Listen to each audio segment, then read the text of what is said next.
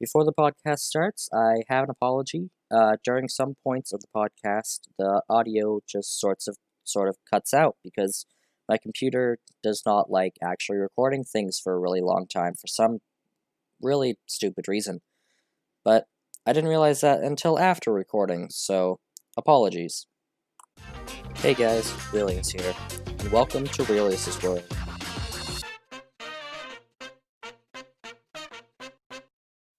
Today I've got about 5 topics for podcast episode today, which include Discord's Snowsgiving, how Hallmark movies are always the same thing no matter which one you watch, having remote school when your friends are in school is kind of boring, trying to come up and, well, my process, if I have one. It depends. And good music groups that help me get hyped up for role playing. The first topic is Discord Snowsgiving. Discord Snowsgiving is an event to raise money for any select charity at the time, and it's happened for about 4 years now. It is hosted by Discord, which is a sort of social media messaging app slash browser site, and they are actually pretty good company because they try to help people the most out of any company that I know of. And all the staff are really friendly. They are actually funny and not like the big corporations that are trying to study what teenagers do to actually make a quick buck. Discord just already has those kinds of people that understand the humor that we have. But this year they were trying to raise money for a charity called Doctors Without Borders, and their goal was to raise $150,000, and they would match with 50,000 for a total of 2,000 or 200,000. And they within 3 days they raised over 155,000. So the Doctors Without Borders are getting quite a bit from Discord for this charity event. And there's also a few different musicians actually with the Snowsgiving. I will have to pull it up because I do not remember what half of them are. But two big ones that I know are popular are uh, Deadmau5 and Snoop Dogg. I was honestly surprised they were actually able to get them because they're big names in the music industry, and I didn't think Discord really had those connections, but they do. And also, it's Snowsgiving. They call it Snowsgiving, so I don't think it'd really be a Snowsgiving if they didn't have giveaways, which include I don't know how many headsets and things like that. And they're also giving away a PS5 and an Xbox Series X. And the winners of those will be determined later today at some point. My next topic is how Hallmark movies are always the same thing. At least the ones that I've watched. My mother could probably uh, go against me on this, but at least the ones that I've watched, they've always usually been roughly the same thing. And according to what I've actually heard about online, is there's normally a single mother or single father. The other parent is nowhere to be seen, and there's either a daughter, a son, or a daughter and a son. The mother, if it's a mother, normally she's a businesswoman. She's not interested in love ever since her uh husband disappeared off who knows where. Nobody ever describes where they went. She works with business. And it's always around Christmas time, but there's no snow because it's probably somewhere in Southern California. However, she meets this guy that she hasn't seen for years, or doesn't know that well, who is basically Santa Claus with Christmas spirit. So they eventually get together, and through about an hour and a half too long of, I don't know, love, interest, tension, I don't know what it's called. About an hour and a half too long of just kiss already. they eventually kiss and get together because it's a Hallmark movie and love is their center if you haven't seen any of their cards. But yeah, eventually that happens, and like, I don't know why, but half the time when they kiss for the first time, it starts to snow because symbolism, I guess. I don't know the thoughts behind Hallmark, to be honest, but that's it's just really weird how they're all the same, but they try to be different, but they end up all being the same. There's like some sort of either Christmas spirit or the businesswoman falls in love and isn't as high strung anymore, or her father ends up being Santa and she didn't even know it all her life. But yeah. My next topic is how remote school with when your friends are in school is actually kind of boring. So I'm in remote learning right now, and which is why I'm making this podcast here in my living room. And all my friends are at school, so I'm sitting alone with my dog who has gone who knows where. He's probably waiting for my parents to get home. And well, whenever I have free time outside of like once I've actually finished all my work, all of my friends are still in school.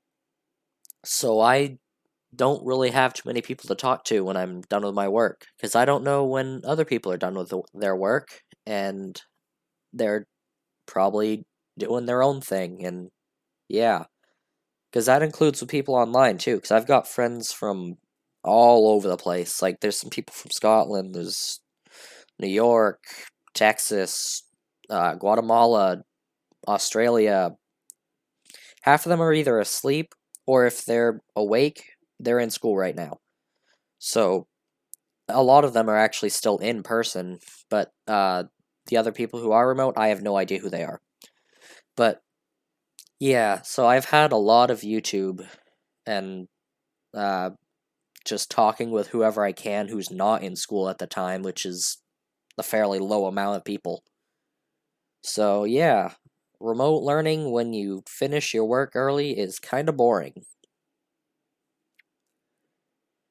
Something that's not as boring but also takes a long time to get something done is coming up with podcast topics. I had a little bit of an issue with that with this as well, because I had no idea what to have for topics, and I didn't want to have to do a bunch of research that would have taken me all day with a topic list that we were given. So I decided to go my own way and just use my brain and try to ask some of my friends if they had any ideas. Which I did get some, but at least one, which was loosely based off of their idea, but I had another idea that was based off of it. Um, but yeah, that's my process is really just do I feel like doing a podcast today? And do I have enough information to make a good enough podcast? Because my earlier episodes in Reilious' world, um, they just they're like a minute or two long, and me just rambling for a minute about something that I didn't really have too much information about. So they were kind of boring, I guess, because according to at least what people have actually listened to, they never listen to those episodes, but they listen to the longer ones. So I'm gonna just guess that. Sorry. I'm just gonna guess that those episodes were just kind of boring. So having an actual topic that I can talk about for a long time really helps. So from there, I make sure that my topic is known. I have everything that I need in front of me. Sometimes I write a script. It's not that often that I write a script though, but sometimes I do. And yeah, once I get there, I either get on Audacity or I use a bot on Discord called Craig, and I just get recording and speak into my microphone for about a who knows how long, and then once I got that all done, I edit and distribute. And finally, and somewhat included with Discord, is well, a little bit of backstory. I've been doing roleplay for who knows how long. It's been years. And for role playing, I do a lot of different styles. Like, I do some sci fi, I do apocalypse, slice of life, as people call it, which is basically just normal life, but a little bit more interesting than your own. And for a lot of those, I have to try to like get into the mood of the actual role play, so it's actually like I'm not just giving flat responses with no meaning behind them. So, in order to do that, I listen to different styles of music. And sometimes, like if it's an apocalypse roleplay, I listen to like some rock music or things like that. And a lot of the time, we actually have like whenever we make a character, they're like really thought out characters because that's what's required at the time is to make a thought out character so we know exactly what the character is going to do and you're not going to just create something new out of the blue. It's sort of kind of like a so we know what your style is and what you're going to be doing. And with that, a lot of the time is like a theme, like a sort of theme song.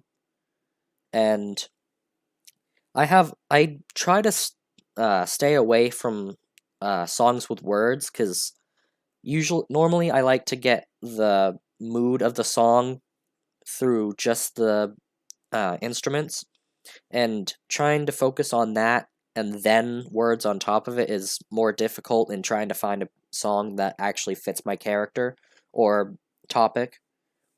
So I normally go for orchestra music or instrumental. I just try to avoid pop music and anything with words if possible.